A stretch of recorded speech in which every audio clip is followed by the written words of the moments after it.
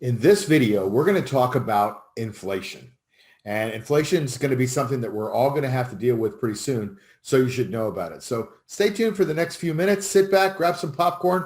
We'll talk a little bit of inflation. Hope you enjoy this video.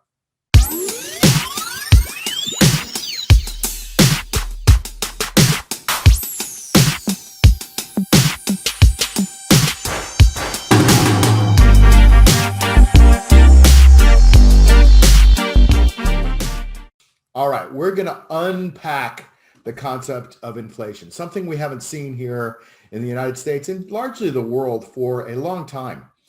In fact, we're seeing a lot of deflation. Japan has had some deflationary effects in its economy for a long, long time.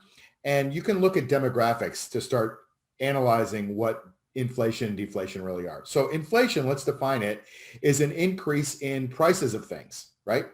And you might think that's a good thing. If you own a home, your house is going to go up in value. If you own some real estate, stocks, gold, those kinds of things, you think they're going up in price. What's happening actually, and you have to kind of get your brain around it, is the value of the dollar or the value of your currency is decreasing.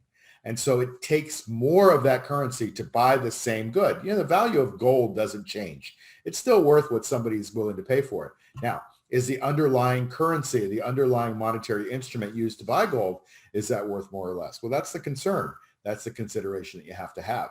And so don't look at it just like things are going up in price. Look at it as the underlying currency is going down in value. And that's costly. In fact, inflation is really a tax on the poor. And what does that mean? Well, it means that there's more money in circulation. There's more, things are costing more. Well, rich people can afford those things, right? But poor people, they have barely enough money to scrape by. They have to spend more money on things like food, shelter, transportation. And it's a tax on them because they're spending more, in theory, of their disposable income or their remaining income or their necessary income on these critical items they need to live on. Versus it's all disposable income, and essentially wealthy people have a little bit more disposable income, so they don't have to spend percentage-wise too much more money on food, shelter, clothing, those kinds of things, transportation. And so it's really a bigger effect on the poor. That's why it's called a tax on the poor.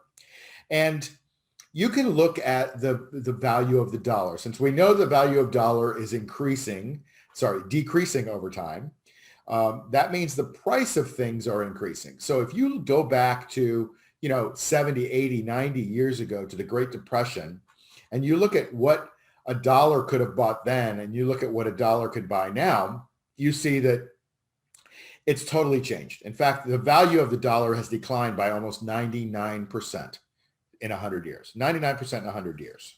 In 1938, I'm going to give you some numbers, the cost of living of things in the 1938. So a new house was about $3,900, $3,900. Today, a new house, the median house is about $280,000. The average income was $1,731 per year. That's not even what most people make in a month now, right? $1,731 a year. A new car, $860. I don't know about you, but looking at cars today, they're $30,000, $40,000, $50,000 unless you want a really nice one and you get a $60,000, $70,000 Tesla or pickup truck. So there's certainly a long way from $860, right, for a new car. How about the average rent? How much would people pay for a month of rent on average? I can tell you that in 1938, which was not quite 100 years ago, it was $27 a month. What's the average rent now? I don't know. It depends on where you live, but it's a lot more than $27 a month, right? Tuition to Harvard was $420 per year. Now it's running, I think, about $80,000 per year. A movie ticket, 25 cents. Gasoline, I don't even know if we're going to have movies, right? Coming back, who knows? Gasoline, 10 cents per gallon. It's about $2.60 right now. The postage stamp was 3 cents a piece. And let's look at food. If you wanted to buy some granulated sugar for 10 pounds of sugar, it was 59 cents. A gallon of milk, 50 cents. Ground coffee, 39 cents a pound. Bacon was 32 cents a pound. Eggs, 18 cents a dozen. So if you just multiply, those by 100, that would mean your value has declined by that much, by 100%. and a dozen eggs right now, $1.80. Yeah, that's about right. So the cost of living has declined. Sorry, the cost of living has increased markedly in the last 70, 80, 90 years. What does that tell you? It tells you that the value has declined. Now we can go back and analyze why. And there was a Great Depression, and then we were on the gold standard, and then we got our gold confiscated. The gold was confiscated in the 30s by the government. They gave you a certain fixed price, and they took your gold, and if you didn't turn it in, you were a criminal. And then, they legalized gold sometime later, and then they took the dollar off the gold standard in the early 70s.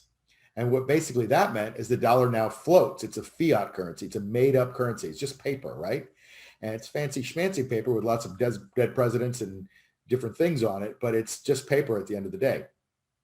And so it was a made up currency that's not tagged to any real assets anymore. And so now it's based on supply and demand. Now, the US has the dollar, and the dollar is the world's reserve currency. In fact, you can only buy oil using dollars. So if you're in China, you have to convert your renminbi to dollars in order to be able to buy oil on the market. So, the dollar is the world's reserve currency. And so that gives us a bit of protection, but it's not going to give us that much protection. Let me tell you, when the house of cards starts to fall, and it will, the protection by being the world's reserve currency is not going to be there. It's just going to be an inconvenience to go to a different reserve currency. But we're not on the gold standard anymore, and we're not tied to that any hard money anymore. Okay. So it's floating. It's based on what people believe, just like Bitcoin, right? You've been hearing about this Bitcoin. Bitcoin doesn't have any underlying value other than what people think it's worth or not worth, or the supply and the demand. There's only a certain number being made, just like the dollar, only a certain number being made, but apparently that number is fairly infinite. So things are based on supply and demand. And as long as everything's going well, then great. But remember in 2008, the music stopped. And if you didn't have a chair to sit in, you got evicted from your home. You lost your home, all that investment that people put into real estate. Oh, real estate can't lose money. Well, ask the people in 2007 and 8 that lost a lot of money in their homes and the other real estate investments. So it's supply and demand. Now, let's talk about interest rates. Interest rates right now are the lowest they've ever been in history, right? They're almost free. It's almost free to get money from the bank. If you can get money from the bank, they don't charge you much on it. In fact, if you want to get some savings in this country, you go and put, $100,000, $1 million in the bank. They're not even going to give you 1% right now because they don't value your money. So, and you're probably going to be happy to take 0.75% if you get it for a year.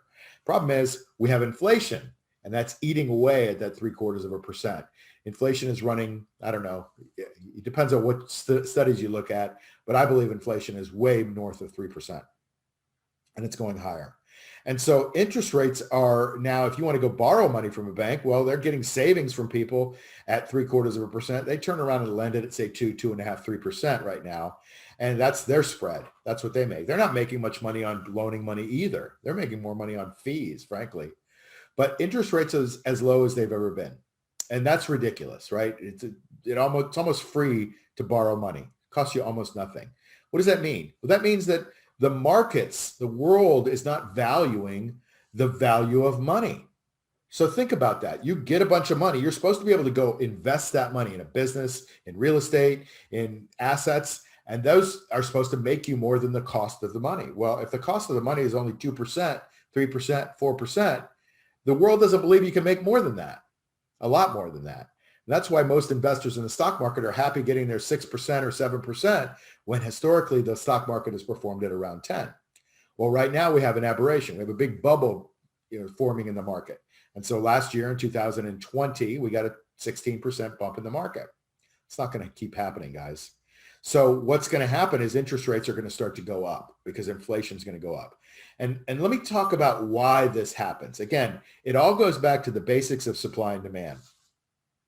But right now, and in 2020, and since 2020, we've been, largely locked down, not doing a lot of traveling, not staying in a lot of hotels, haven't been getting as many haircuts as usual. Basically, the velocity of money, the money that changes hands has slowed way down.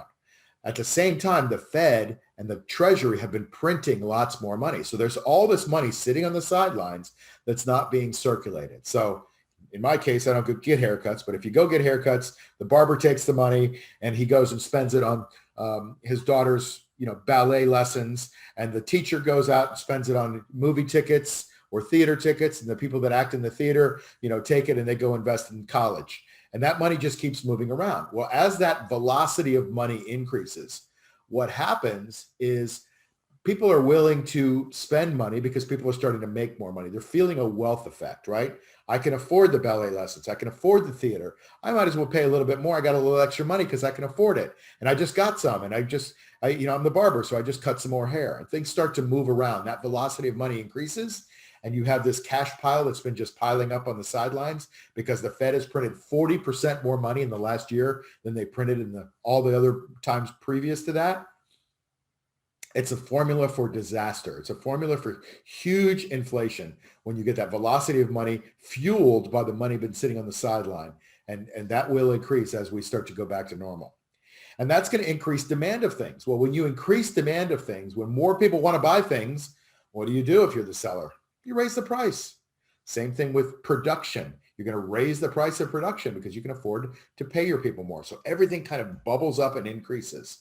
And so that just starts to tax you more, starts to cost more. Now, if you own hard assets, gold, housing, real estate, other things like that, you're not going to feel the effects as much because those things are going to bubble up as well.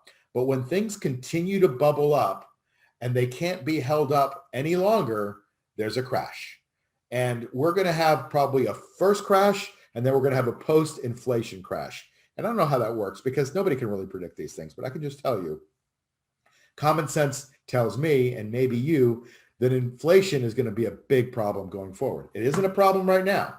We're in something called deflation or stagflation, where the economy is not really growing. The money is being printed. It's inflating things because my eggs are going up. Chicken is crazy. Beef is crazy. Cars have gone up in value. The only thing that's coming down in price is TVs because of globalization, but everything else is going up in value. And so, not in value, but the decline of the dollar. Remember that, right? And so all of this leads to this big bubble that's happening, this inflationary bubble that's starting now. It's starting in the stock market. It's starting in the real estate market. I think we're okay in real estate. We've already had our bubble 10, 12 years ago, but we're still going to feel some effects of it as well. But because of low interest rates, real estate's been able to go up, and it will probably continue to go up as long as interest rates don't go up too fast.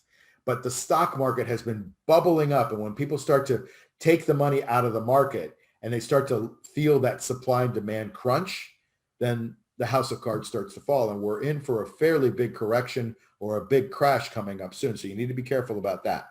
And so all of this is to say that because of the irresponsible politicians that we've chosen to elect, they're going to increase taxes, inflationary. They're going to also, increase the money supply at the same time. That together with the tax increase is also inflationary because the government's going to have more money sloshing around. So they're going to give more money back out. People aren't going to value it as much. Things are going to go back up. The value of the dollar is going to continue to go down. That means treasuries are probably going to be where this crashes. Let me talk about one other thing. And I don't want to go into this. I'm going to probably do a whole video on this. But there's a pension problem that's brewing in our country that nobody is talking about. So these pensions that people have been working all their lives and put money into these government pensions, the state of California, Illinois, New York, New Jersey, Connecticut, Massachusetts have all these gigantic pensions that need to start paying out their retirees, these people that have worked all their lives, the firemen, the teachers, and the government workers. And they've worked all their lives putting money into the pensions. Well, that was all well and good in the 80s and 90s when the actuarial rate of return was about 8%. I figured, well, if we could just get a 50-50 stock and bond return of about 8%, we should be able to, project out 30 years when all these people retire and be able to pay them the amount that they were promised. Well, as you know, the markets aren't paying 8% anymore. Bonds don't pay anywhere near that. Bonds are 2, 3, 4%. The stock market does pay it, but the stock market has risk, and we've had crashes and we've had big corrections, and it hasn't made up for that 8%. So the actuarial number is about 4%, but nobody will admit it. And so they keep thinking, well, 8% is what it's supposed to be. And that's why these pensions are underfunded now. And the more they get underfunded, the more in trouble they get. And guess who's going to have to bail them out? You and me. They're going to raise the taxes on us, right? To pay for these idiots that are running these funds, that are running them into the ground, that are using actuarial numbers that are wrong. And so that's coming. That could be the bubble that bursts the stock market. It could be the bubble that bursts the treasury market when people start to run from treasuries because why would you tile your money up for a 30-year note to only get 3%? It just doesn't make any sense. And so they'll probably start to sell those when there are better investments. And there are better investments now. And that's been a bull market for 30 plus years. And so the chances are is it's going to correct at some point. The dollar declining even more at a faster rate, the lack of velocity of money right now, leading to a huge velocity of money, an infusion of cash from the Fed and the Treasury. All these things are leading to a very unnatural state of affairs that's going to cause a major inflationary boom. Couple of crashes along the way. You got to know about it. You got to be careful. And I hope that helped you. How can we help you? 5 ways. First, subscribe to our channel and click the notification bell below to make sure you get our new video the minute it comes out. Second, get a copy of my book, Hacking Money, and you'll learn a system for creating wealth through passive income so that you can build the lifestyle of your dreams. Click where it says book below. Third, if you want to hit the ground running, or if you want to learn how to invest from someone with over 44 years of investing success, click the products and programs link below. Fourth, if you want to accelerate your path to increase your wealth, consider joining one of my ecosystems. I have mentorships and mastermind programs for learning that are practically guaranteed to make you a successful investor. Or if you want to travel the world and learn from me and other multimillionaires on the path to greatness, you should consider joining my elite mastermind group. Fifth, if you want some help right now because you have a burning issue, you need something solved, you want to create massive passive income, or you want to accelerate your results in your investments, or maybe you just want personalized mentorship to build the lifestyle of your dreams, we can help. Maybe you're a multimillionaire who just wants someone else to handle some of your investing decisions and you want to invest in one of my funds. Whatever it is for you, click on the link below where it says Become a Client. All those links are below. You create your world, nobody else. And remember, never give up your power in your health, your wealth, or your time.